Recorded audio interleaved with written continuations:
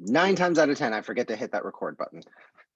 So, okay, good afternoon, everybody. It's good to see all of you. We do have a lot to cover today, so I want to get right into it.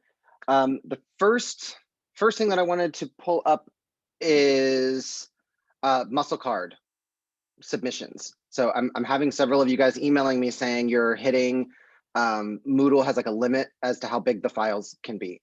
So a few things that I would recommend. Number one is if you're using your phone to try to take a photo of the document and like as a photo, those files save in your phone as a JPEG. Rather, what I would recommend is go into your Notes app. And if you open a new note, there's a camera icon, click the camera icon, it will pop up a menu. One of the options is scan document. You can use the iPhone Notes app to scan a document that will save it as a PDF. That usually has a much smaller file size, and those you're usually able to upload much more easily. If the document is still too large for Moodle to accept, you can just directly email it to me. My email address is dh@oregonschoolofmassage.com. That's totally cool too. If you bring your muscle cards in class on paper, right, and when I walk around the class, I visually see your muscle cards, those are submitted. So you do not have to go back and submit them electronically. If you bring them to class and I see them, then you're good. Good stuff. Good stuff. The second thing that I wanted to point out, almost every week there is a quiz on Moodle. And the way that I like to run it is quizzes are due before we start class, but for real class. So this is our online portion. Quizzes will be due Thursday before we show up to class, so before the lab. If the quiz on Moodle, if the test dates or whatever are wonky, I can fix that. That's not a problem. Just shoot me an email. I'll go in there and fix the dates. But my intention is that every quiz should open after class and then should be due by the following week's class, the lab class, not these online lectures. So because of the way that the courses get essentially copied and pasted from one term to the next, if I go through this term and change dates around and things like that, it copies all of that stuff over to the next term and it kind of estimates what those dates would be. So from last term, a lot of these dates could be all screwy. And now we've got holidays and things like that added in. So just understand that if you see a date and it looks weird to you, just shoot me an email. And worst case scenario, I look at it and I say, nope, yep, that's right. But a lot of times I catch a lot of errors like that on Moodle and I just change the dates, guys, no problem. Cool, cool. Third thing, there are a few of you that I need you guys to hold on after class. I just want to speak to a couple of you. Mandy, Chandra, and Eric. Just hang out after class. That being said, do you guys have any questions over anything that we've covered from last week? Gluteal muscles, we've done hamstrings now. I actually do have a question. I'm sorry. Biceps femoris. Okay, so the drawing on the what's it called? PowerPoint. It has 2 insertions. Is that right? Mm-hmm. Okay. No, I'm sorry. 2 origins. 2 origins, 1 insertion. So the name of that muscle, bicep, that name is telling you it's a 2-headed muscle. So just like biceps brachii, we had the origin on the supraglenoid tubercle and the origin on the coracoid process. Bicep femoris is the same. So the common origin for all of the hamstrings is the ischial tuberosity. The short head of the bicep originates, I want to say on the posterior surface of the femur, but I'm going to verify before I open my fat mouth.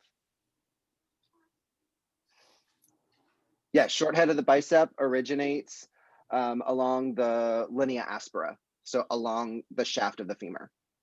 Both heads will insert at the head of the fibula. Okay. So bicep femoris is the ischial tuberosity, where all the hamstrings start. And because it's a bicep, we have the posterior shaft of the femur along the lateral lip of the linea aspera. Mhm. And then the insertion is going to be the head of the fibula. Cool. Cool. Cool. Anything else?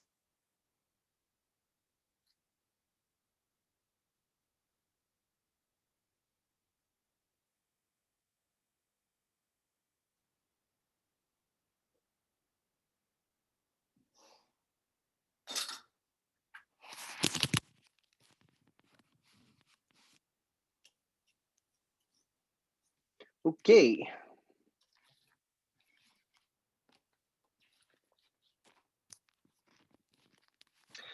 So our topic for this week, we are looking at the anterior thigh.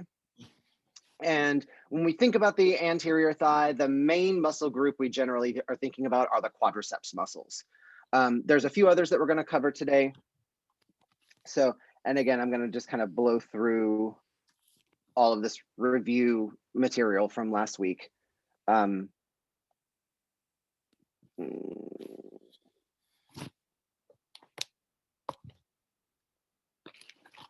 Okay, knee and hip joints, we're looking at the quadricep muscles. The quadricep muscles are a muscle group on the anterior thigh. One of those muscles crosses over the hip, and since it crosses the hip on the anterior side, we know that it's going to be a hip flexor, yes? And because these muscles cross the knee on the anterior side, we know that these guys are going to be knee extensors. So the kinds of joints that we're looking at, ball and socket joint in the hip, hinge joint in the knee, both synovial joints. Good, I'm moving on.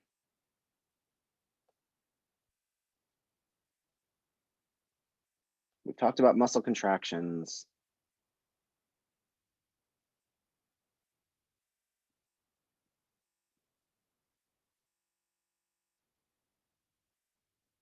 Okay.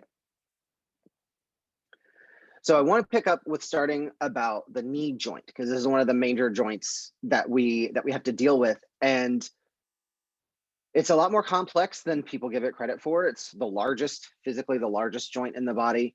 The femur and the tibia are articulating with two incredibly thick pads of cartilage attached on the superior portion of the tibia. And then we also have the patella that's articulating in there. Although the patella, being a sesamoid bone, isn't responsible for the actual movement of the knee. What the patella is doing is adding extra leverage and strength in the tendon, as well as assisting with keeping the knee on track. But the patella itself isn't responsible for a movement. The movement happens between the femur and the tibia. So when we look at the knee joint, the patella looks like kind of an upside down triangle. And the superior portion is known as the base. I know you think of the top part being the base, it's weird, but the top part is the base, and the inferior aspect, the pointy end, is called the apex. So we said that it increases the strength of the quadriceps by increasing that angle of the tendon, thereby improving the leverage that the tendon gets over the knee. And it provides extra protection for the knee joint. Now, when I say protection, what I'm getting at here is, whoa.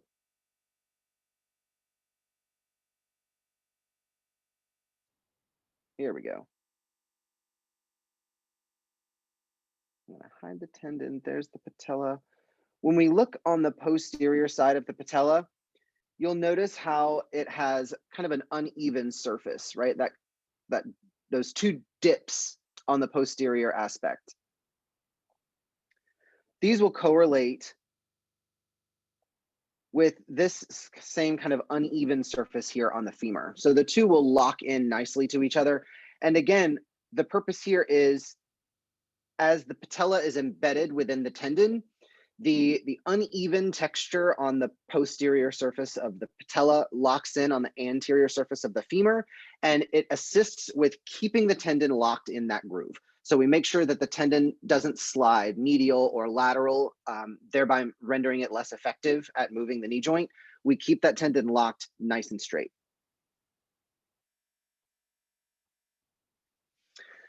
The other important structure here, as we said, is the meniscus. So generally call it the meniscus, but technically there are two. We have them between articular surfaces of the femur and the tibia. These are made of the same kind of material as the articular discs in the spine and the disc of cartilage at the pubic symphysis, where your two pubic bones come together.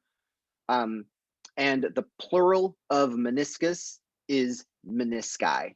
So we're just referring to both of the medial and the lateral meniscus.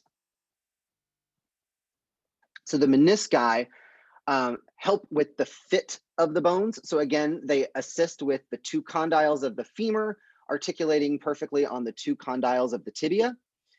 Because they are thick pads of cartilage, they also aid in shock absorption. So you can imagine what kind of compression forces hit every time we go running, right? Every time you miss a step and you come down a little hard on one of your ankles, that force at the ankle gets transmitted straight up the tibia and into the knee. So we want these two like thick, nice cushiony shock absorbers to help, kind of ease the tensions on the knee. They also help reduce friction. They help direct the flow of synovial fluid to areas of their greatest friction. But the issue there is that over time, you'll start to see uneven wearing of the meniscus. So they can start to become more worn, say on their lateral sides or on their medial sides.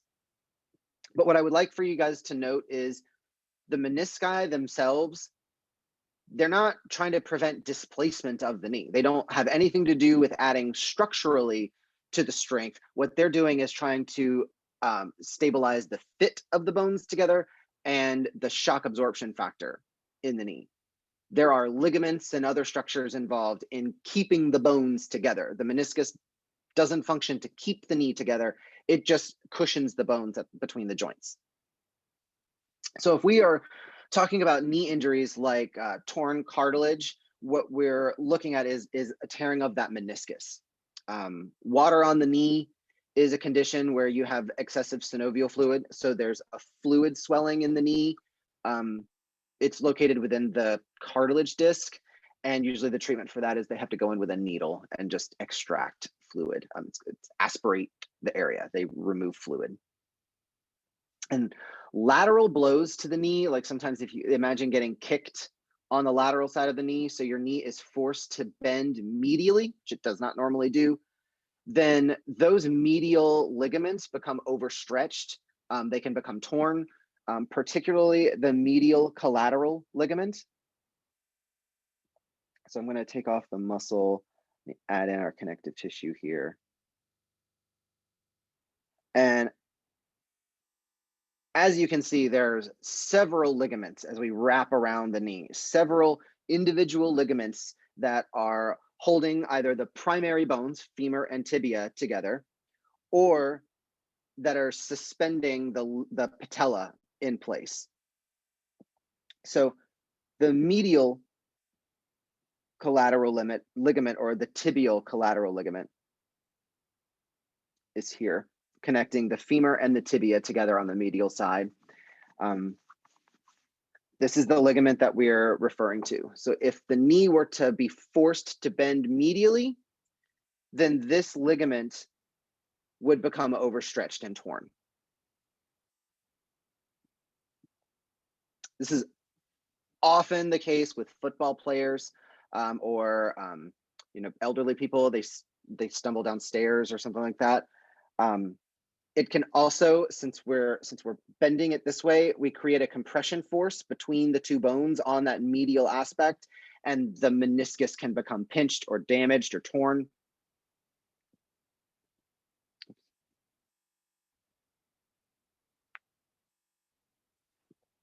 Now within the knee joint, we have two very strong ligaments that are within the joint itself. And when you look at these two ligaments kind of head on,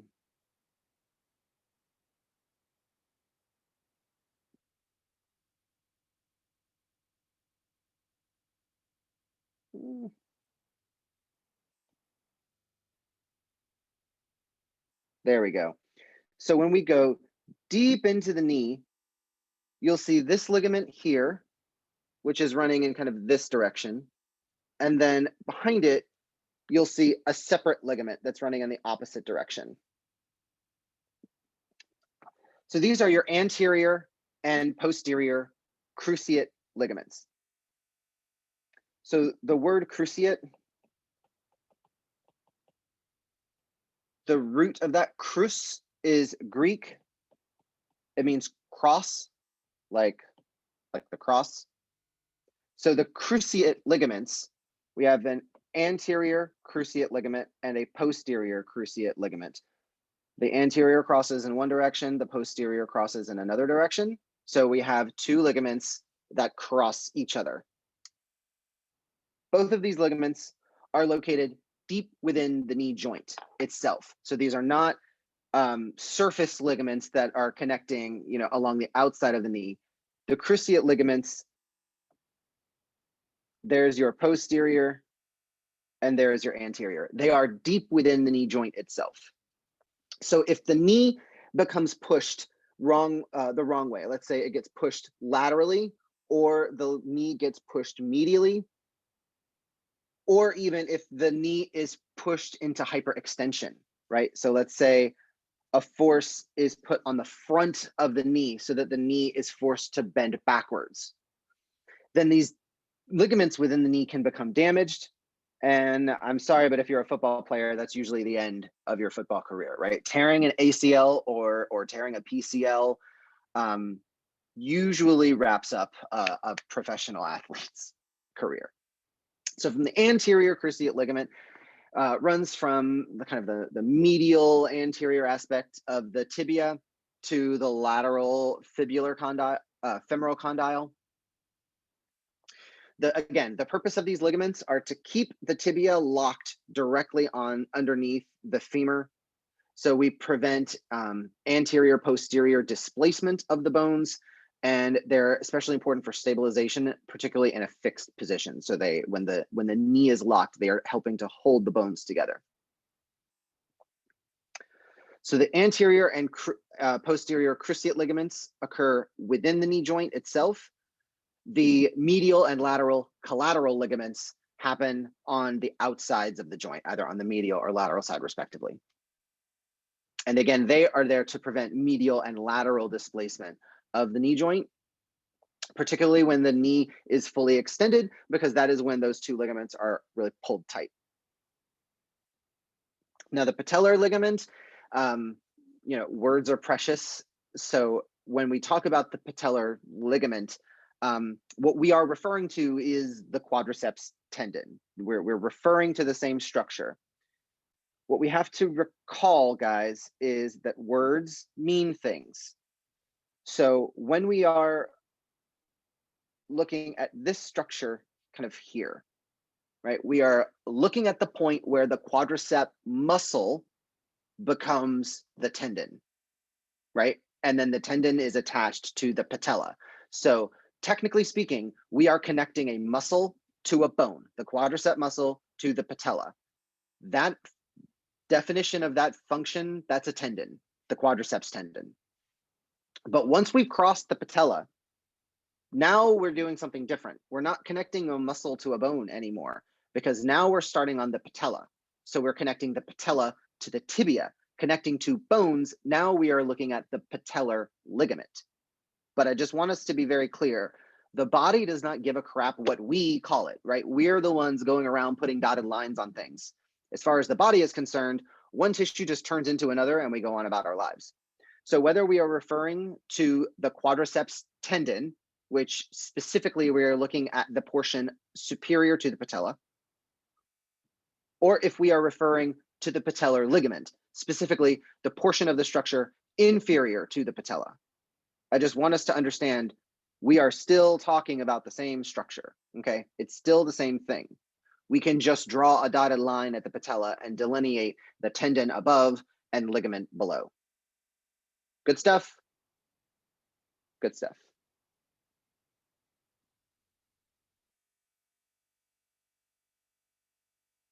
So there's some nice illustrations of your cruciate and collateral ligaments. And so with an ACL strain, right, straining up, pulling or tearing of the anterior cruciate ligament usually happens when the foot is planted and the knee twists. You see this a lot when people are running and maybe their foot gets stuck in a hole or in a depression in the ground or something. But usually what happens is we're running and the foot gets stuck. And so the foot doesn't move, but the rest of the body still has forward momentum. And you end up twisting around your now planted foot, right? You've planted an axis in the ground and the forward momentum just carries you around the axis. So your foot gets stuck, the body twists around the foot and the knee twists, pops the ACL. Meniscus tears generally happen when the foot is planted and the knee twists. Again, you've got two bumpy condyles that are supposed to be sitting nice and neat on each other. If you look in that picture, you can see how the menisci create kind of like a cup-like structure on either side of the joint. So the medial and the lateral condyles of the femur are very nicely cupped and held in place. So again, when the knee twists out of alignment, we take those bony condyles and we run them over the lip of the cup, and that kind of movement compresses the cartilage and tears. Pelvic tilt, I'm pretty sure we covered this in class last week, right? I think Thursday, we just talked about anterior pelvic tilt versus posterior pelvic tilt. Is my memory failing me, guys? No, we talked about it. Perfect. Okay. So there's the analogy that I like to use, right? Imagine a bowl of water.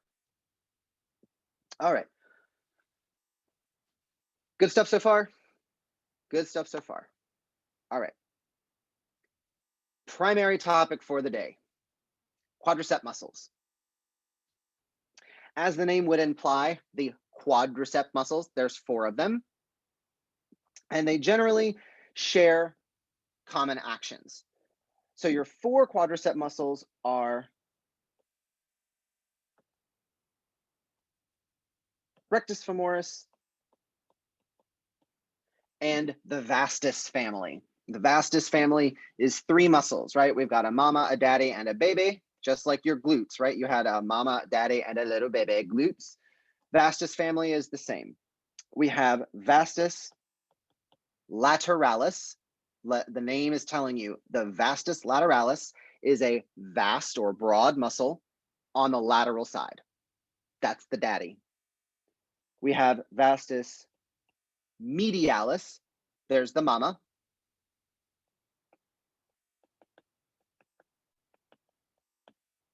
And the vastus intermedius. Now this is the bebe, right? People don't normally just take their bebes out in public all the time. This one's kind of hidden. It is deep to the rectus femoris. So you would actually have to cut and peel back the rectus femoris muscle in order to see the vastus intermedius. So that's why he's the baby, because he's protected. So let's start with the baby. Vastus intermedius. This guy is deep, so we would have to cut and reflect some muscles in order to see him, but he begins along the anterior and lateral shaft of the femur, so not quite on the greater trochanter, but directly on the anterior surface of the femur.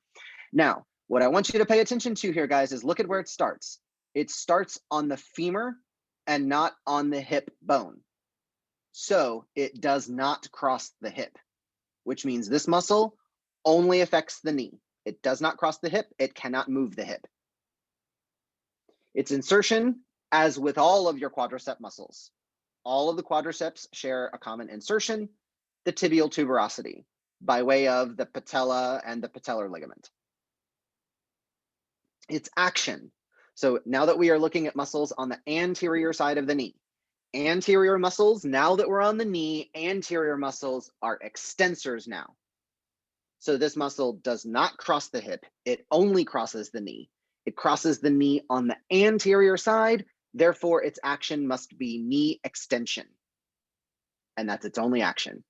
It extends the tibiofemoral joint or the knee joint. Nice, simple little baby. Now let's take a look at dad. Vastus lateralis is a rather broad muscle. It is very wide, right, from one side to the other. It originates along the lateral lip of the linea aspera, so starting on the posterior shaft of the femur, as well as the gluteal tuberosity.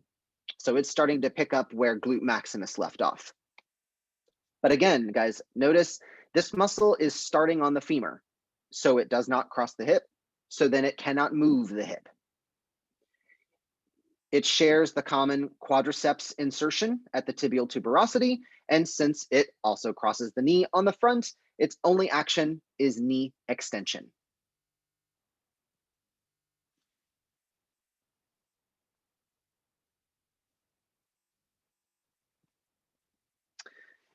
Now we look at mama. I like to think of vastus medialis as the mama because, like I said, the baby is fully hidden, intermedius is fully hidden, and this one's on display. Vastus medialis, from what you can see, it's quite pretty. And let me head us over to our muscle man and take a look. When you're looking at the anterior thigh, vastus medialis is the distinctive teardrop shaped muscle, right on the anterior medial inferior thigh. So if we take a look at some bodybuilders, I like looking at bodybuilders when we're teaching muscles because you can really visualize the muscles the way you just cannot see muscles like this on regular people.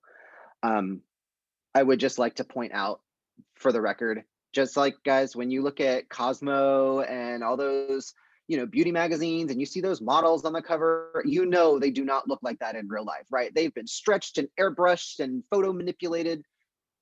These guys also do not look like this in real life, right? Preparing for a competition, like in just the days leading up to the competition, they severely dehydrate themselves, which cuts down their body fat and increases definition.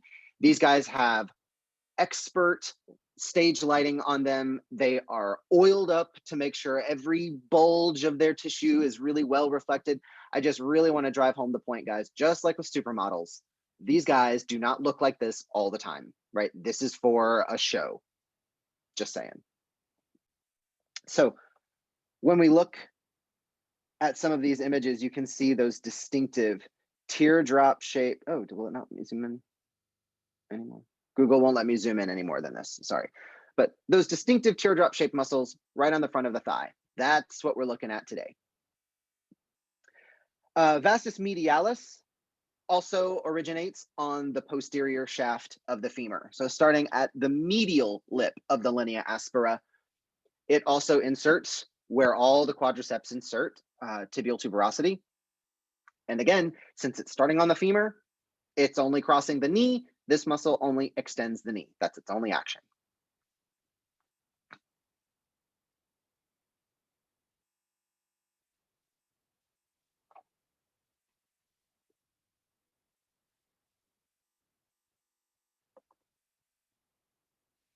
Okay. So very briefly, I just want to do a quick little survey of what we've done with the vastus family, right? Vastus lateralis begins on the posterior femur along the lateral lip of the linea aspera. Vastus medialis also starts on the posterior femur along the medial lip of the linea aspera. Vastus intermedius begins on the anterior side of the femur, right, on the anterior proximal aspect of the femur. Since all three of these muscles are starting on the femur, all they can do is move the knee. So they are all involved in knee extension. They all share the same insertion.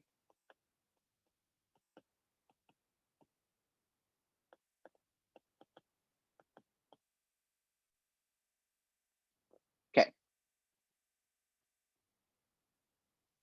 Now, the last quadricep muscle, and this is the one that's really paying the bills, rectus femoris.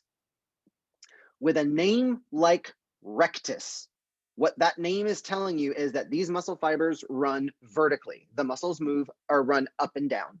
So we see the same thing in rectus abdominis, right? Those distinct parallel muscle bellies. The origin of rectus femoris is on the AIIS, which is a feature of the hip bone. So we officially have a quadricep muscle that is crossing the hip.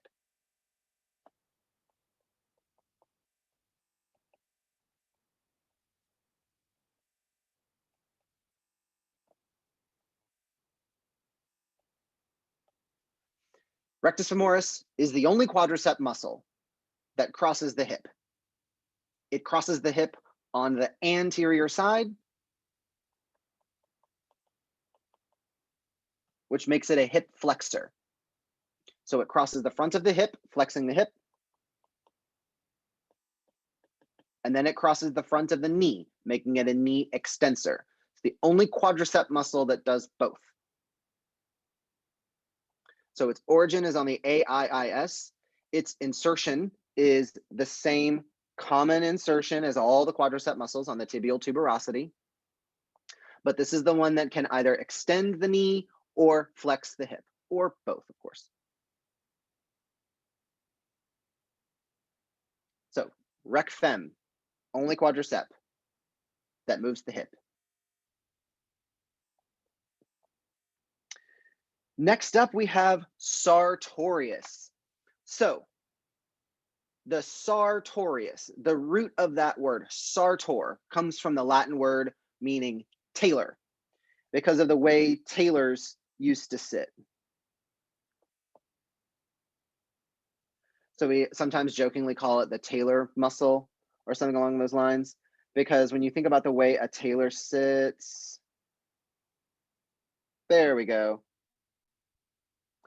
It's hard to describe, but you know when they tell little kids like how boys sit versus how girls sit, right? And girls sit with their legs crossed, but boys sit with one leg over. That's what we're looking at here, is like this girl is positioned here, sitting with one thigh out and then the knee extended. I'm sorry, flexed, flexed, flexed.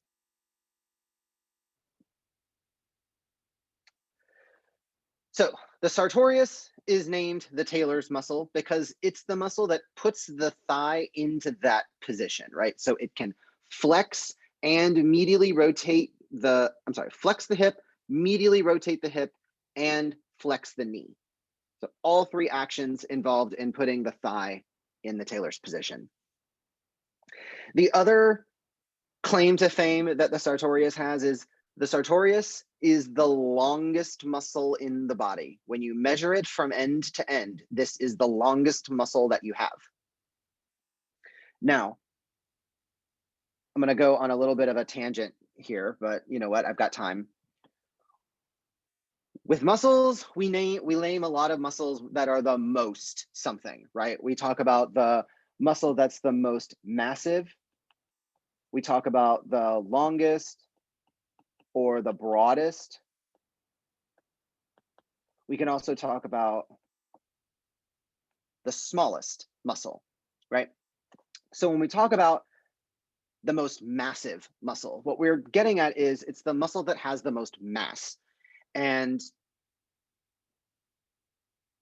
from a scientific perspective, mass and weight are two different things, right? Weight depends on the gravity of the environment, right? So when you go out of Earth's orbit, out into space, you are weightless, right? There's not enough gravity pulling on you to give you weight, but you still have mass, right? If your body slams into the wall with no gravity, you're still gonna hit the wall with a lot of force, right? How much force? Well, the force of your mass times your acceleration, however fast you're going. For all intents and purposes, when you think about mass, your mass is equal to your weight. But the thing is, if you take away the gravity, your weight goes to nothing.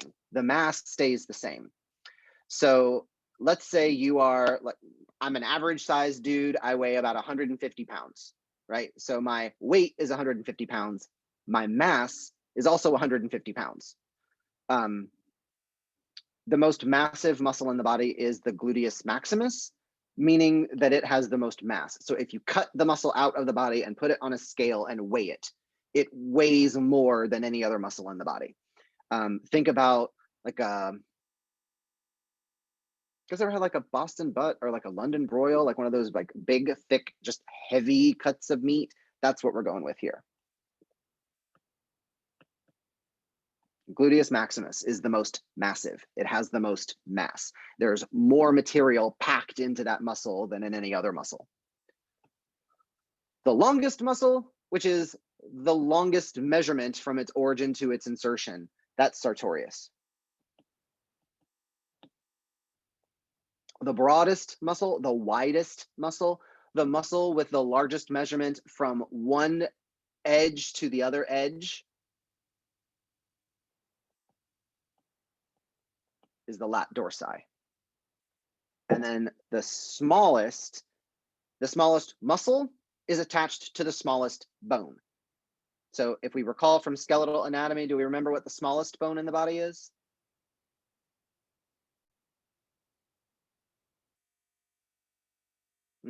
I'll give you a clue. The smallest bone in the body is one of your inner ear bones. Do you remember which one of those was the smallest? Is it the stapes? Very good. Very good.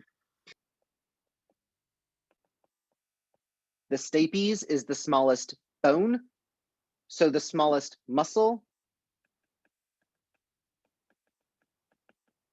is the stapedius. It's a muscle that's attached to the stapes. When we say the smallest muscle, you guys, this muscle is all of 2 to 3 millimeters long. That's the whole muscle. You have eyelashes longer than that. For context. So again, right, not that you're going to get like a lot of definition on this muscle, but that's the smallest muscle that you have. Stapedius, deep in your inner ear. The reason that I am bringing this up, you guys, is I just wanted to put some context when we talk about the longest muscle, because we've also talked about the widest and the broadest. I just want to put some seasoning on this. So, sartorius muscle, definitely one of the muscles that you should know the origin and the insertion just off the top of your head. It starts at the ASIS, it ends at pes anserinus. That's just one of the ones you should know. Also, we've just named 4 muscles that all share a common insertion point. Guys, I'm just giving you a heads up. When you notice that several muscles share the same insertion point, like the quadriceps do, like the hamstrings do, like all 3 muscles that insert at pes anserinus, like all 3 muscles that insert on the coracoid process of the scapula. Guys, when multiple muscles are inserting at the same point, you need to know those. That's going to be a test question if I ever saw one, you guys. That is just the perfect kind of test question. Which of these does not insert at, right? And then you got to pick the odd man out. Perfect test questions, you guys. You should have alarm bells going off in your head when you spot multiple things attaching at the same point. You're going to need to know everything that attaches at that point. Capiche? So when we throw out a landmark like ischial tuberosity, you should be able to name the muscles that originate there. Or pes anserinus, you should be able to name all 3 muscles that insert at pes anserinus. Just saying. So, sartorius. Origin, ASIS, insertion, pes anserinus. It crosses the anterior hip, that tells me it's a hip flexor, and it crosses the medial side of the knee, right? Also on the front medial side. So if it crosses the front of the knee, that tells me flexion. It crosses the medial side of the knee, that tells me abduction, because it has to pull the medial side outwards. Since it runs at an angle, that also tells me it's going to rotate something. It's responsible for medial rotation of the knee once the knee is flexed. So we have to flex the knee first, then the muscle will take over. There we go.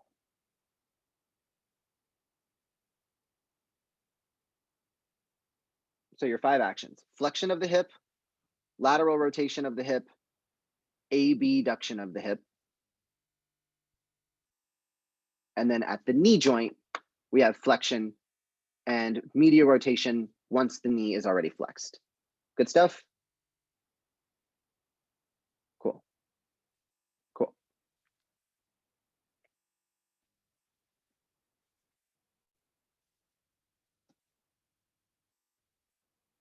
So you have 1, 2, 3, 4, 5 muscle cards to be working on this week. You've got your 4 quadricep muscles plus sartorius. 4 quadriceps plus sartorius. Any questions over what we've got so far? No questions. Cool. Well then, the quadriceps, by and large, the quadriceps are pretty straightforward. They all have the same insertion. They all have the same action. So that's pretty easy to remember. What's going to be difficult, quote, difficult, is remembering the origins for each one. And that rectus femoris has one extra action. If you understand where it attaches, you understand what its actions are.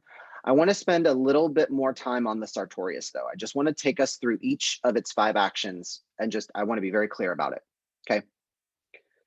So for sartorius, we recognize five actions. It crosses the front of the hip, so that tells me hip flexion. That one's pretty straightforward, right? Done. Number 2, lateral rotation.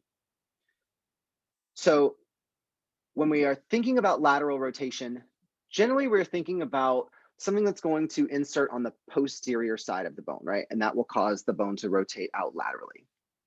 The deal with the sartorius is because it starts so far lateral and wraps around so far medial that when we are pulling from the upper insertion or from the upper attachment, we pull the leg out this way. So the feet kind of rotate outwards.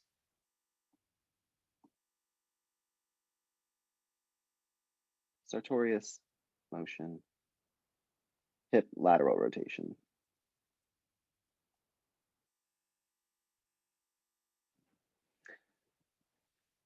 Here's where it gets tricky. And once you see the action move, it makes it a lot easier. When we bend the knee, we're beginning to shorten the sartorius. I'm sorry, lengthen the sartorius. The sartorius is lengthening. Here we go. Now, from this lengthened position, if we start to pull the medial side of the knee up towards the ASIS, which is more lateral, then the knee, as the foot swings toward the midline, in order for the foot to swing toward the midline, the femur has to rotate laterally. So the femur rotates laterally. That is a hip movement, right? That's lateral rotation of the hip. But what I want you guys to kind of see here is it's only laterally rotating the hip when the knee is extended. I'm sorry, flexed, when the knee is flexed. If we are going with the knee fully extended, we can still assist with lateral rotation, but this is going to be a synergist. This is not going to be like a prime mover of that kind of thing. We got to have the knee bent first. Good stuff. So I just want to play this one through a few more times. I did ballet for a lot of years, and we always thought of the sartorius when we did like a passe, because your knee is flexed and then you have to rotate it out, like, and put that like your foot in the middle. So I don't know. That helps me remember it. It's the passe muscle.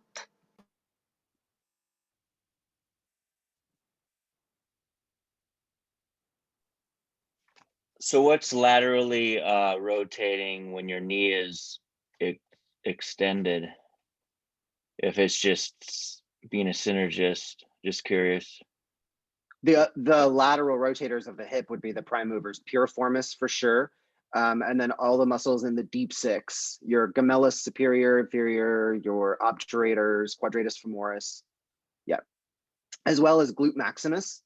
Glute maximus also has lateral rotation.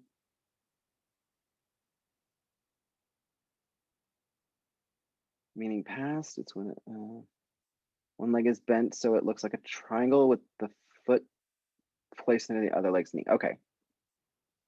This, right, is what you're talking about? Yeah. So when you're yeah, in order for the knee to be brought, or sorry, for the foot to be brought into the midline that way, the femur has to rotate laterally. Yeah. So when you were a dancer, did you take dance kinesiology? No, my teachers just taught us a lot of muscles. Oh, as they should. As they should. How it moves stuff. When I was in college, one of my besties was a dance major. And so like getting a bachelor's in dance, they had to take dance kinesiology where you're doing this stuff, but we're doing it for massage reasons. They were doing it for dance reasons. But their teachers would say like, no, in order to get that movement, like squeeze your gluteus minimus. And you had to like really like know your body, as dancers do. You just really had to know your body. awesome crew of people, dancers, man. It's underappreciated the hell that dancers go through, bro. Dancing is a tough life. It's a tough life. Okay, the next one that I want to look at is hip abduction.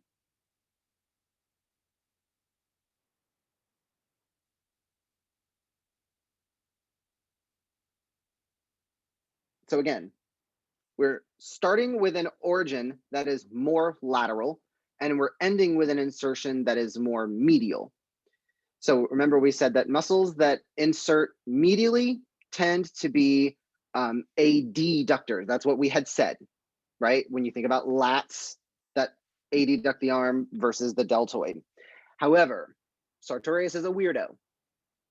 So even though it is originating more laterally and it is inserting more medially, we would imagine, if our rules were holding true, we would imagine this muscle would be an adductor.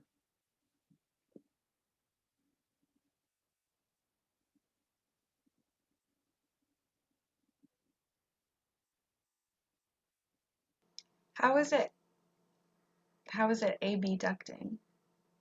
Like, if it usually the way it connects would be adducting. Adducting. Yeah. Yeah. Give me a second.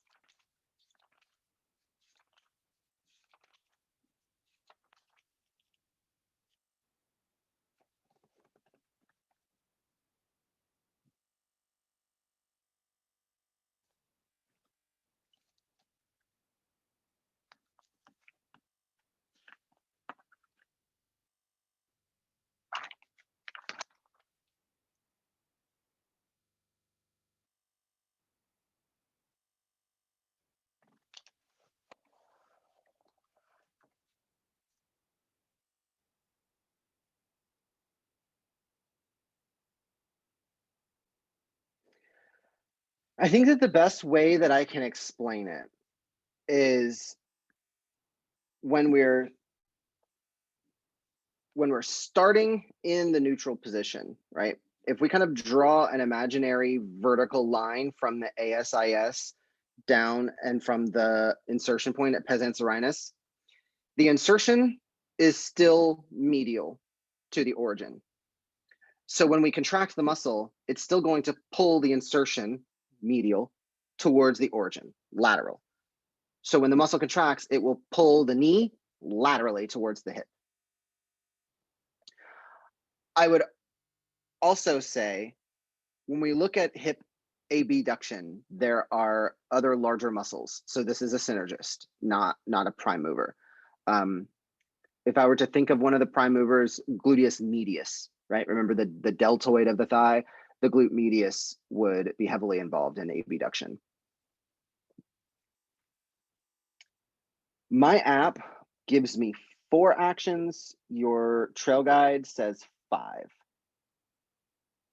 So flexion of the hip, lateral rotation of the hip, abduction of the hip. The app does not show knee flexion, but I'm sure you guys could imagine this muscle pulling up on the tibia and just causing the tibia to bend, flexing the knee.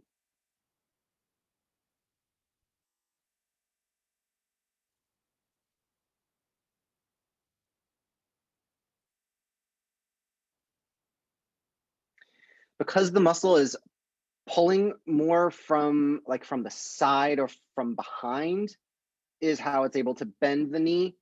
When you remember, your quadriceps are coming in the front and attaching right on that tibial tuberosity. So the muscles directly on the front are pulling the knee out straight. So this muscle kind of coming in even slightly, but since it's coming in from the back, it helps kind of bend the knee backwards. You also have other muscles deep in the knee, like the popliteus, that have to contract first in order to break the locked knee. But again, you've got other larger muscles that are responsible for knee flexion. This guy is going to be a synergist. Primary muscle group for knee flexion is going to be the hamstrings, right? And then your gastroc down in the calf is also assisting with knee flexion. So remember, even if it's not perfectly positioned to do its job, then it's probably a synergist. There's a better muscle that's more perfectly positioned for it, like the hamstrings. Good stuff. Yay. Okay.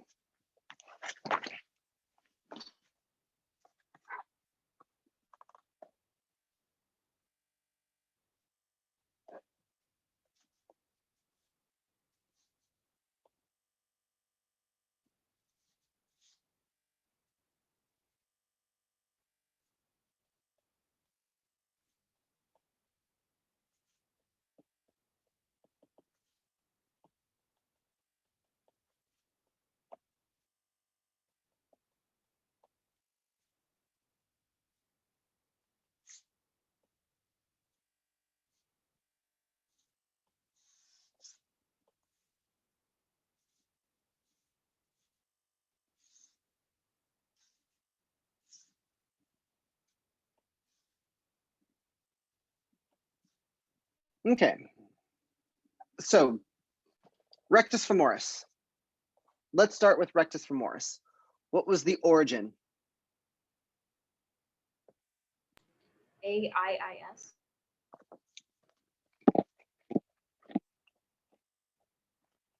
AIIS. And the insertion?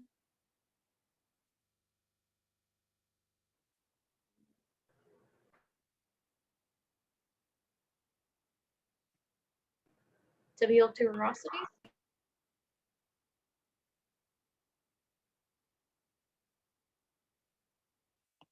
Good. And its action. Hip flexion and knee extension. Very, very, very good. Very good. So all four of these muscles, these are all quadricep muscles. So they all share a few commonalities. Let's fill in as much of the chart as we can. We know they all share one of their attachment sites. Which one was it? Insertion. Insertion.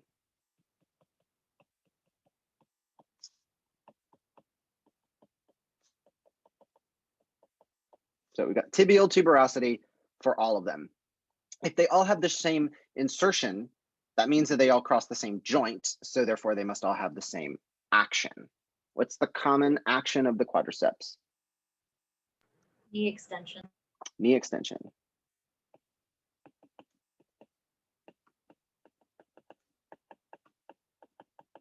Good. So what was the origin of vastus lateralis?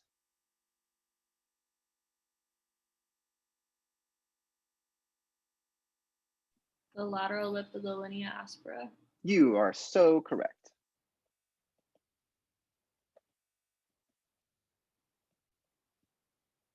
Good. What about vastus intermedius?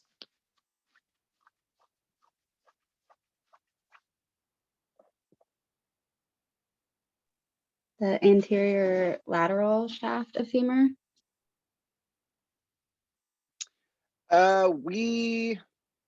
You're not far off. We were looking for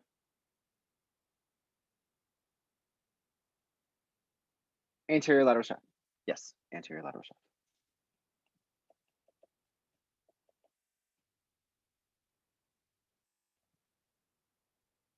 Very good.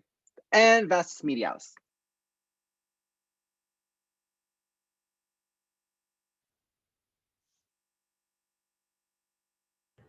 The Medial. medial, yeah, side of the linea.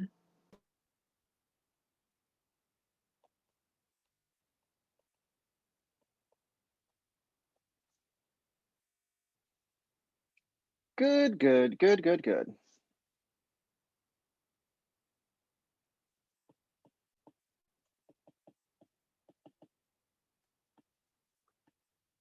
Okay, what about the sartorius? Oops.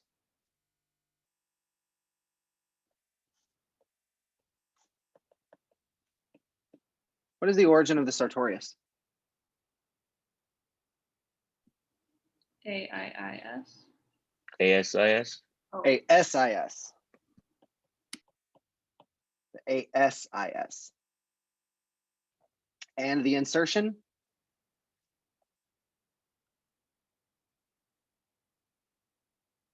Pezanserine tendon.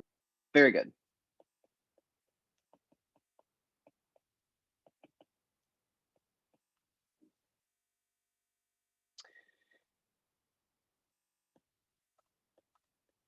And there were 5 actions that we laid out for the sartorius.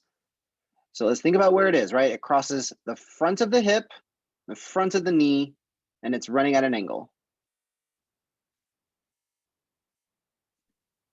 Hip flexion, lateral rotation of the hip. Knee Good. flexion.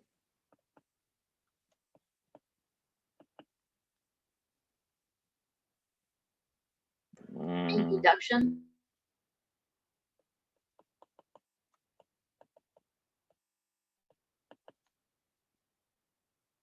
And medial rotation when the knee is flexed.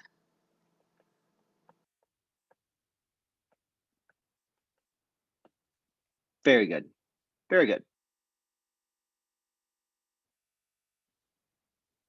Good stuff.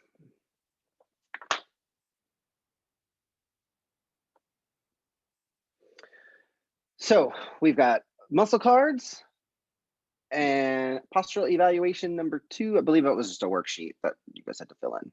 We can cover that in class this week. And then reading up on the trail guide. Do we have any questions over what we've done so far today? I had a question about the AIIS and then ASIS. I can't remember what that AIIS. Okay.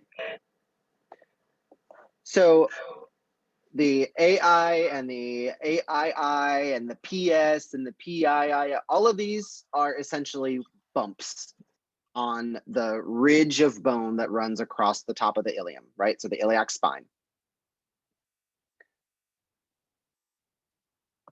So when we look at one of these bones, give me a second, bam. One of these bones, when you look at it, you're looking at that crest of bone that runs all the way around the top, right? Iliac spine.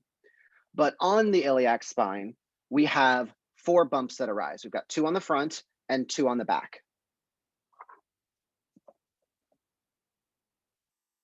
Oops, hold on.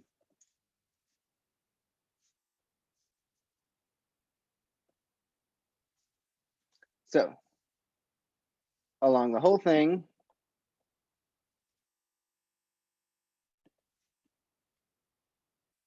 is the iliac spine. On the anterior side, we have a bump here and a bump here. So these are both anterior along the iliac spine. And of these 2, the one on top is the superior. So the anterior superior iliac spine, then the one below it is the anterior inferior iliac spine. Same story on the opposite side. So the lower back dimples, those little dimples that you have on either side of your spine, is the posterior superior iliac spine. And below that is the posterior inferior iliac spine.